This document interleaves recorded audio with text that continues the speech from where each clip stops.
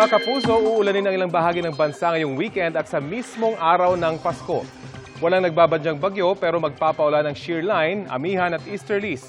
Base sa datos ng Metro Weather, matitinding ulan ang posibleng maranasan sa Cagayan Valley, Cordillera, Central Luzon at Quezon Province. May mga kalat-kalat na ulan lang sa natitirang bahagi ng bansa. Posibleng maulit ang malalakas na ulan sa Northern Luzon at Aurora sa Linggo, bisperas ng Pasko. May ulan din sa Mindoro Provinces, Western at Eastern Visayas, Caraga at Northern Mindanao. Hindi rin inaalis ang posibilidad ng ulan sa Metro Manila bukas at sa bisperas ng Pasko.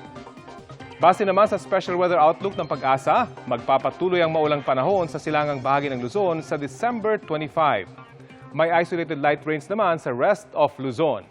Sa Visayas at Mindanao, may chance na rin ng localized thunderstorms.